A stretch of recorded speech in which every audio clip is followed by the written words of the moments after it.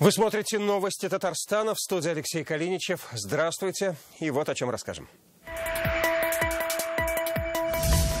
Мрачные цифры и тревожный прогноз. Несмотря еще раз на новогоднее настроение, на волшебство, чудо не произойдет. Как в республике развивается борьба с коронавирусом, расскажет Дмитрий Аринин. Новые автобусы на маршрутах Нижнекамска. Это большой долгожданный подарок, которого мы ждали долго. Решит ли новая техника транспортную проблему, выясняла Гульнара Миниханова. Погасла звезда казанской журналистики. Ей не нужно отчество, это просто имя в журналистике, имя в обществе. Как простились с Еленой Чернобровкиной и как собираются сохранить память о ней, расскажет Лина Зинатуллина. Предупрежден, значит вооружен. Мы не исключаем посещение елок и прогулки на свежем воздухе. Как обезопасить себя в новогодние праздники, у специалистов узнавал Рамиль Шайдуллин. Прошу к новогоднему столу. Готовим много позиций именно из мяса, из птицы. Что приготовить на новогодний стол, чтобы угодить символу года – тигру, расскажет Вероника Гайнудинова. Перед праздниками хотели бы порадовать, но статистика неутешительная и прогноз тревожный. Оперштаб Татарстана по борьбе с коронавирусом провел итоговый в этом году брифинг. На встрече назвали текущие данные и проанализировали ковидные тенденции года. Как отметили, на второй год пандемии стало ясно, как противостоять инфекции. Но сам вирус мутировал, стал более агрессивным. При этом в Татарстане коллективного иммунитета пока достичь не удалось, и значительная часть привитых просрочила ревакцинацию. Вдобавок, Россия уже в ожидании прихода из Европы массовой волны нового штамма омикрона. Сколько времени осталось и как к нему готовятся, узнал Дмитрий Аринин. Несмотря еще раз на новогоднее настроение, на волшебство, чудо не произойдет. На время праздников ковидный оперштаб Татарстана не расслабляется и призывает к этому всех. Аналитика показывает, в этом году вирус мутировал, стало меньше бессимптомных форм и больше тяжелых, стали чаще болеть дети. Увеличилась заболеваемость детей почти в 3 раза, и об этом мы тоже говорили, что дети стали инфекцию переносить в более выраженной клинической форме, а не бессимптомное течение. Ну и по внутрисемейного заражения они у нас превалировали. Здесь важно сказать, что если в трудовых коллективах мы с вами научились соблюдать меры профилактики, и уже доля заражения в трудовых коллективах была незначительной, то вот в семье эта доля заражения – это 76%.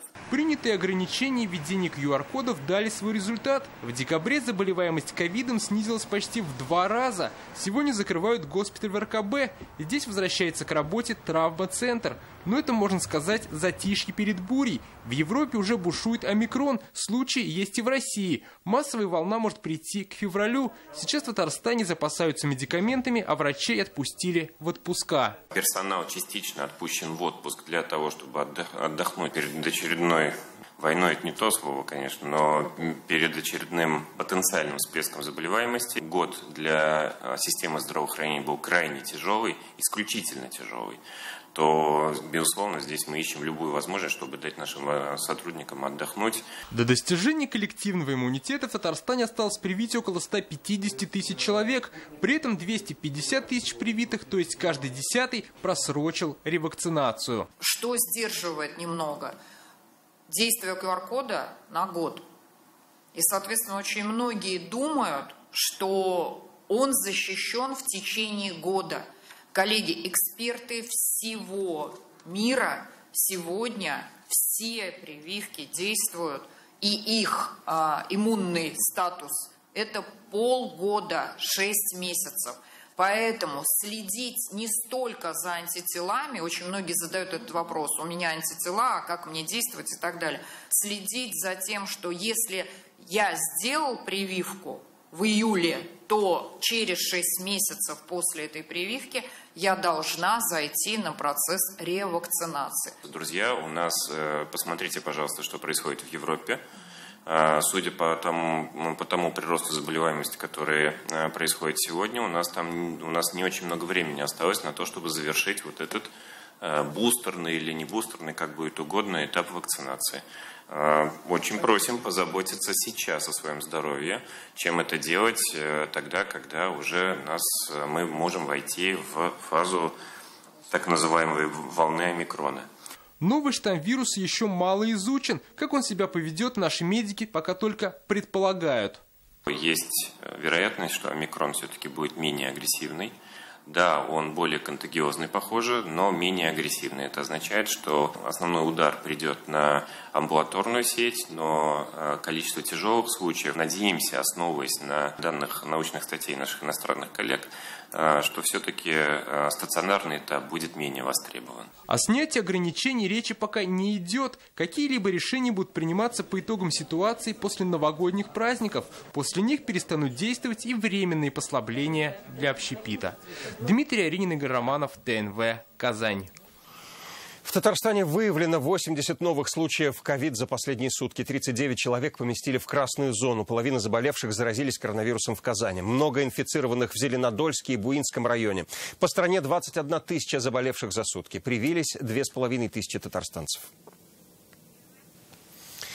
ЧП произошло в Казани. В доме на улице Декабристов 48-летняя женщина с диагнозом отравления угарным газом госпитализирована в 7-ю больницу. Квартиру она снимала. Со слов дочери хозяйки, инцидент произошел из-за попавшей в вентканал веревки.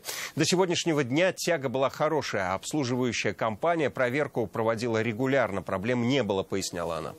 После этого случая сегодня прошла дополнительная проверка вентиляции во всех 20 квартирах подъезда. Как нам удалось выяснить, в некоторых отключили газ. С начала года в Татарстане зарегистрировано 48 случаев отравления угарным газом. Погибли 16 человек, в том числе 2 детей. Пострадали 94, из них 34 ребенка. Рост на 150% по сравнению с 2020-м. У меня дома не было. Как раз вернулась в тот момент, когда приезжала газовая служба. То есть по квартирам ходили сотрудники газовой службы, интересовались самочувствием и проверяли тягу. А я жду, ведь у нас перекрыли. Перекрыли? До сих пор газа нету? Отключили колонку, плиту оставили.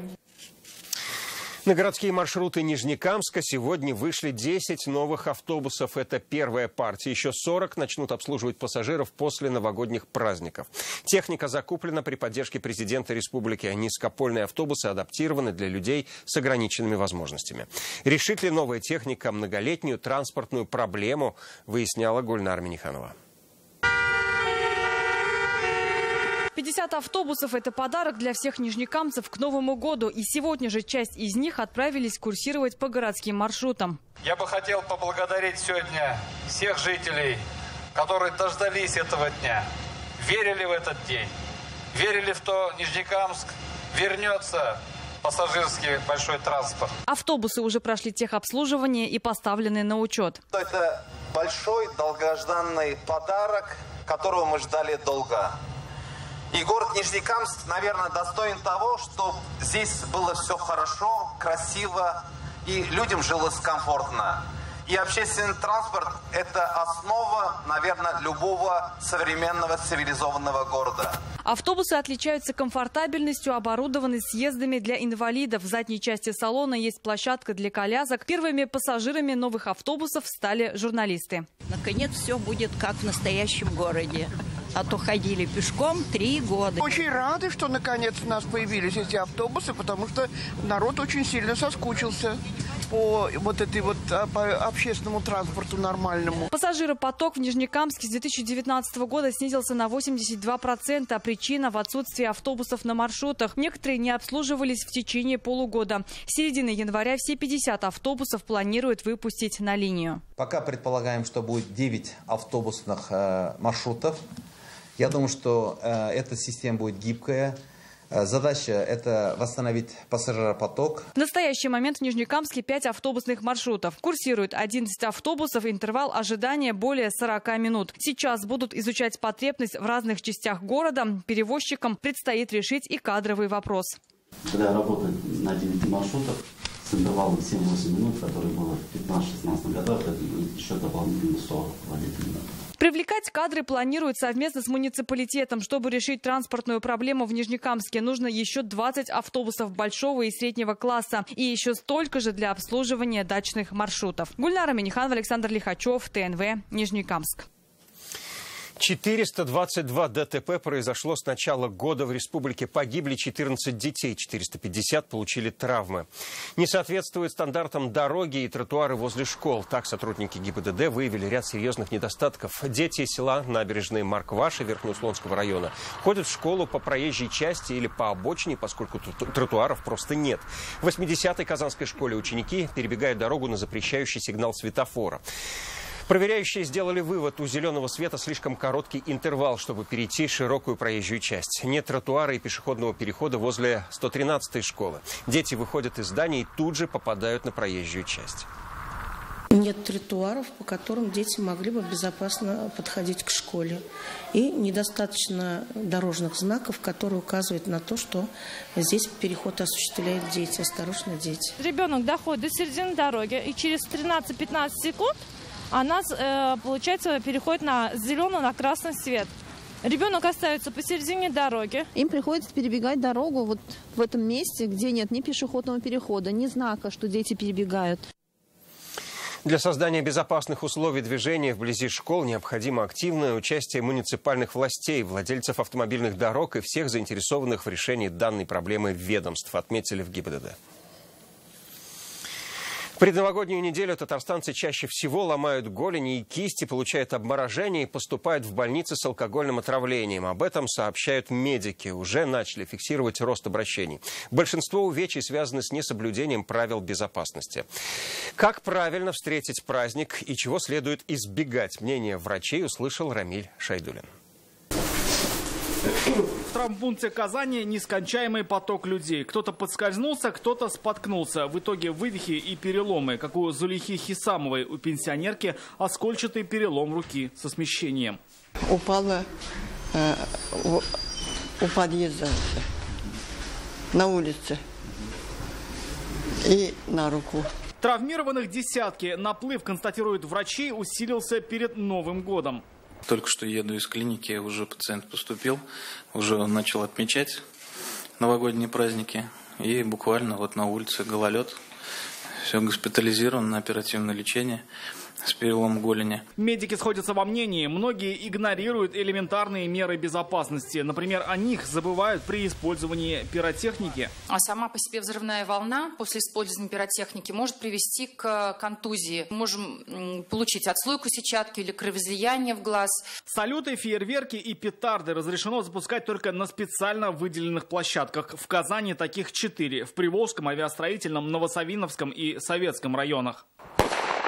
Другой бич новогодних каникул – алкогольное отравление. Пьют так, что приходится госпитализировать. Сейчас также отделение переполнено на данный момент, и это, в общем-то, не заканчивается до конца январских праздников, до 10 числа. В этот период нужна особая бдительность, предупреждает уже МВД. При ЧС звонить по указанным на экране номерам. Это телефоны экстренных служб. Единая служба спасения 112. На массовых мероприятиях нужно следить за своими детьми, научить их не вступать в диалог с незнакомцами и лучше всего провести новогодние праздники в кругу семьи. Есть возможность поиграть в настольные игры, почитать вместе книжки. Мы не исключаем посещение елок и прогулки на свежем воздухе. В новогодние праздники количество обращений к врачам возрастает на треть. С 31 декабря по 9 января травмпункты будут принимать пациентов независимо от места прописки. И поликлиники каждый день с 9 утра и до 6 вечера. Рамиль Шайдулин, Алмаз Единов, ТНВ, Казань.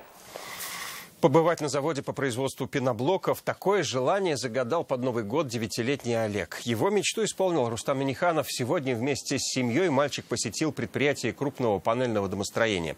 Побывал в цехах и увидел каждый этап производства железобетонных плит, из которых возводятся дома. Олега интересует все, что связано со строительством, поэтому особенно обрадовался именной каске. Это уже третья исполненная президентом мечта с елки желаний. Рустам Миниханов подарил ноутбук Екатерине из многодетной семьи, а мальчик из Набережных Челнов попробовал себя в роли танкиста. А что тебе больше всего понравилось? Просто пока вот эти мероприятия шли, у нас там чуть-чуть бетон не сразу, заливается. Фарид Мухаммедшин сегодня тоже исполнил желание. На заключительной в этом году сессии Госсовета ему досталась открытка Евгении из Спасского района. Подросток учится играть на гавайской гитаре. У Деда Мороза он попросил свою собственную укулеле. Так называется этот инструмент. Сегодня заветный подарок от спикера парламента вручил депутат Госсовета Камиль Нугаев. И она попала нашему руководителю.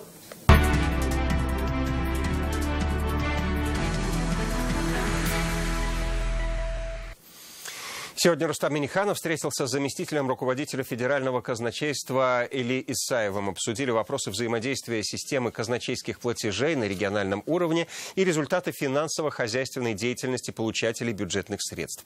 Эли Исаев обозначил основные направления работы казначейства, рассказал о перспективах развития контрольной деятельности в финансово-бюджетной сфере.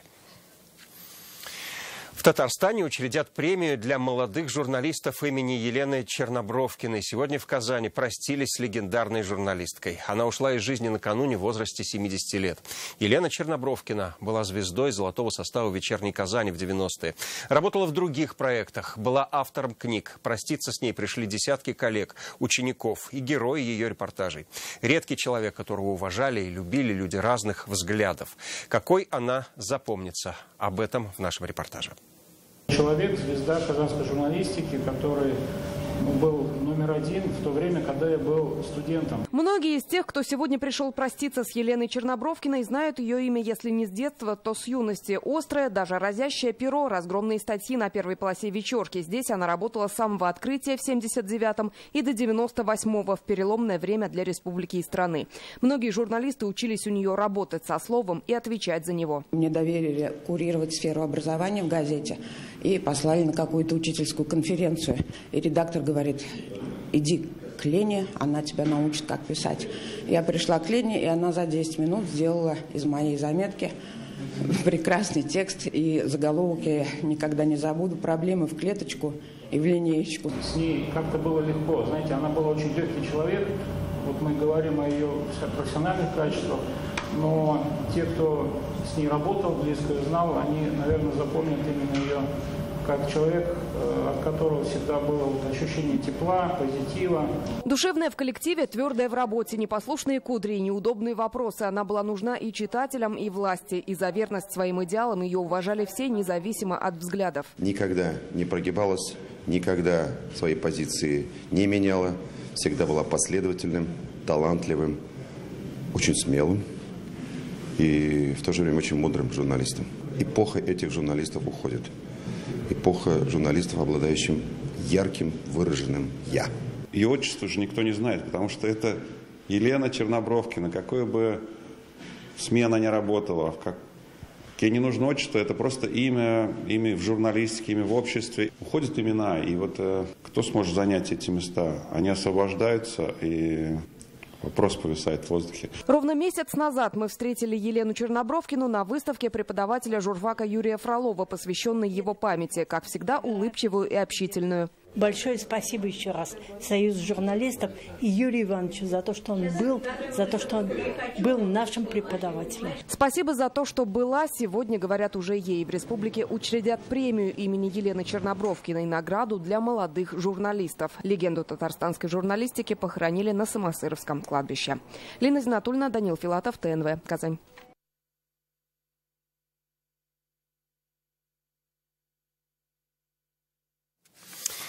За помощью в нашу редакцию обратилась семья Валиевых из деревни Сарайчик Ирчаарского района. Их дом уничтожил огонь. На пожаре погиб глава семьи, 59-летний Рашид Валиев. Семья теперь ютится у родственников в Казани и Арске. Как помочь им восстановить отчий дом, расскажет Тагир Валиди. Кирпичный остов – это все, что осталось от этого дома. Деревянные перекрытия сгорели полностью, крыша обрушилась. Пострадали и соседние постройки. Здесь когда-то был сарай и баня. Вместо них теперь груда обгоревшего металла. Трагедия произошла утром 22 декабря, когда вся семья была дома.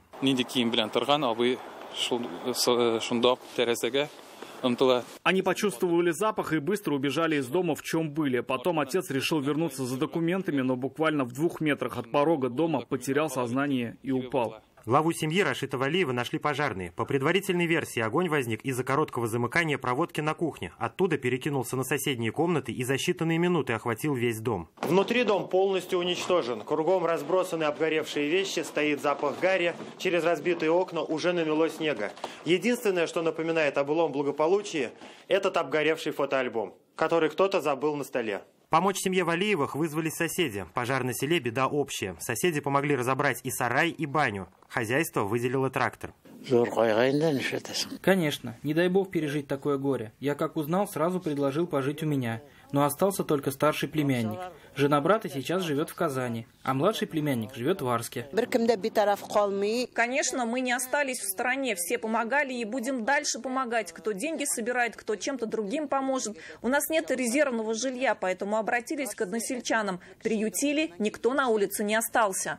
Сейчас Валиевы хотят заново отстроиться. Денег и возможностей нет. Давайте поможем вместе. На экране реквизиты семьи. Мы верим в новогоднее чудо. Мир не без добрых людей. Тагир Валиди, Олег Мыльников, ТНВ, Арский район. Предновогодние пробки в Казани до 10 баллов даже не в час пик. Почему активизировались казанцы и в чем видят причину в ГИБДД? Читайте сегодня в интернет-газете «Реальное время». Какая погода ожидает татарстанцев в новогоднюю ночь и в первые дни года? На смену антициклону в Татарстан приходит западный циклон. Уже сегодня пошел снег. В ближайшие 3 дня в основном облачная погода. Завтра днем -5, -10. Новогоднюю ночь от -6 до -11. Примерно такая же погода и в первые дни января. С 3-го погода начнет меняться. Из-за поступления холодных масс с северных широт температура понизится до -18, местами до 23. Это значит, завтра нас ждет настоящая зимняя погода. Снеговик из стаканчиков, елка из линолеума, фигурки из теста. Так необычно жители одного из домов в Набережных Челнах украсили свой подъезд. Они не только создали праздничное настроение, но и устроили конкурс на самый яркий лестничный пролет. Оценила работы челнинцев Светлана Звонарева. Аида Кемерал живет в этом доме 40 лет. Новый год для нее особенный праздник. Любит отмечать его не только в пределах квартиры и в кругу семьи, но и по-соседски всем домом. Меняются времена, меняются соседи. Мало старожилов осталось в подъезде, но они и есть. И время стало более личное. Но не изменились люди. И та дружба, то добрососедство, которыми всегда отличались Челны, как великая комсомольская стройка, оно сохраняется. Дружные соседи не ограничились традиционной мишурой и гирляндами. Кто-то установил поющего снеговика из стаканчиков, кто-то придумал елку из линолеума, а дети подготовили к празднику творческую программу. И ветер бушует над бором, не с гор побежали ручьи. Мороз воевода дозором обходит владения свои. Замела метелица город мой, по дорогам селится пеленой. Нравятся морозы ей еще как, и румянец розовый на щеках. Кто лучше всех украсил подъезд? Итоги соседи подводят под бой курантов. Светлана Звонарева, Арина Аразова, Кирилл Кобзей, ТНВ, Набережные Челны. Новогодние советы для экономии бюджета дал Национальный банк Татарстана. В первую очередь рекомендует определить максимальную сумму затрат и не превышать ее. Распродажа не значит дешево. Часто цены специально завышают, чтобы продать якобы по скидке. Сравнивайте цены в разных магазинах, не покупайте сразу здесь и сейчас. Также не стоит верить приметам и угождать тигру. Начните свой год не в обновках, а по-новому, без стереотипов. Выбирая подарки, покупайте только нужные. Не стоит приобретать разные безделушки. Не тратьтесь на упаковку, лучше сделайте ее своими руками. Собираясь большой компанией, попросите принести каждого свое фирменное блюдо. Так вы сэкономите и время на готовку, и финансы на новогоднее угощение. 2022 год голубого водяного тигра. И даже если вы не ждете такого зверя в гости, он все равно к вам придет. Так чем же его угощать и как задобрить? Инструктаж от Вероники Гайнудиновой.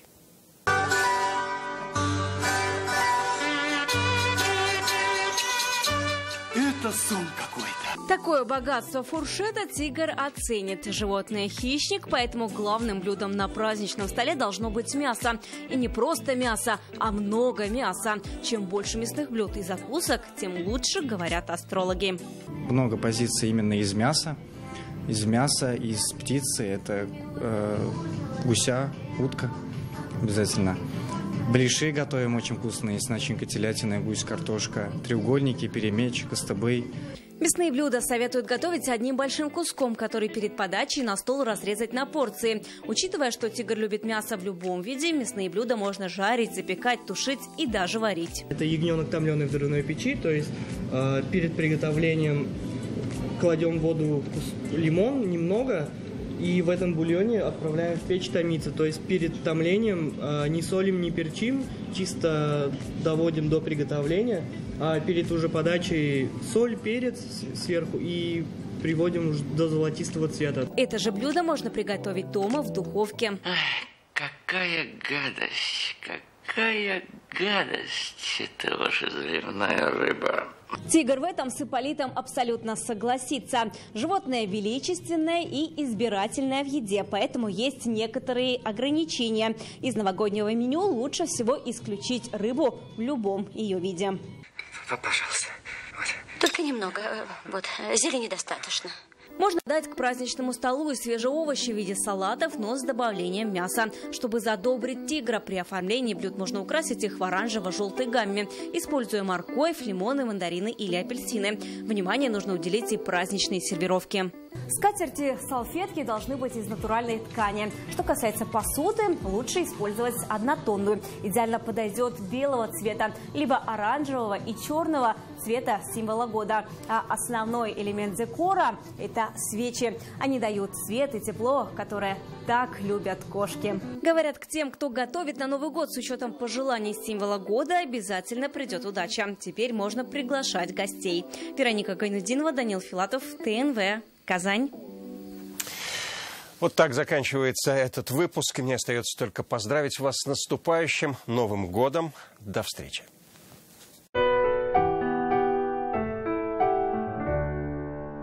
Дорогие татарстанцы, акционерное общество «Таиф» поздравляет вас с Новым годом. Наступающий год имеет своего покровителя – тигр, символ энергии, силы и таланта. Он символизирует королевское достоинство и защиту. Так пусть же наступающий 2022 защитит вас от всех проблем. Пусть стабильными будут счастье, здоровье и мир в семье. Только 4, 5 и 6 января в здоровье семьи скидка 22% на все виды медосмотров и справки в ГИБДД. Казань, 2-я юго-западная, 36. Запись по телефону 204 2 700. Новогодняя распродажа в Белке. Только до 30 декабря. Скидки на все шубы из норки, мутона, других мехов и на шубки Тедди до 50%. Белка. Татарстан 7. Центр интегративной психотерапии «Эра». Профессиональная наркология. Анонимно. Круглосуточно. Улица Закиева, 4. Телефон 265 99 11. Срочно нужны деньги? Мы поможем. Порадуйте себя и близких уже сегодня. Оформите заявку в офисе вашего города или на сайте centrofinance.ru. Телефон 8 800 777 37 37. Бердәм Россия бүтән Россия сәяси партиясе һәм партияның Татарстан төбәк бүлеге секретаре Фәрит Мөхәммәтшин барлык татарстанлыларны Яңа ел белән котлый. Сәламәтлек, гаиләләрегезгә иминлек һәм муллык теләй.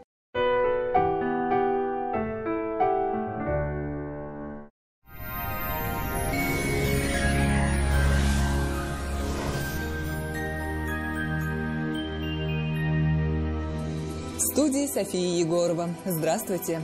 Остаются сутки до встречи Нового года. Какая погода ожидает нас 31 декабря, вы узнаете из нашего прогноза. По данным сервиса Яндекс.Погода, в Бугульме, Бавлаха и Азнакаево облачно, небольшой снег и слабый мороз. Минус 8-9 градусов. Комфортная погода ожидается в Набережных Челнах, Нижнекамске и Елабуге. Без существенных осадков и минус 7 градусов. В Агрызе, Менделеевске, Актаныше облачно, ожидается снег и небольшой мороз. Минус 7 градусов днем. Аналогичная картина в Арске, Кукмаре и Балтаси. Небольшой снег и стоит ждать отсутствия сильных морозов. В Болгаре, Дрожжином и Бынске ожидается небольшой снег, ветер умеренный и до минус 5 градусов днем. В Альметьевске, Чистополе и Мамадыше временами снег, небольшой мороз до минус 7 градусов. Как и обещали синоптики, к новогодним праздникам в республике установилась идеальная для празднования погода. Легкий мороз и небольшой снег станут прекрасными спутниками во время прогулок.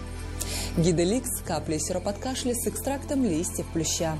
Можно принимать всей семьей. Гиделикс облегчает откашливание, оказывает спазмолитическое действие. Сироп подходит детям с рождения, не содержит спирта и сахара. Кто это у нас соберет все лайки?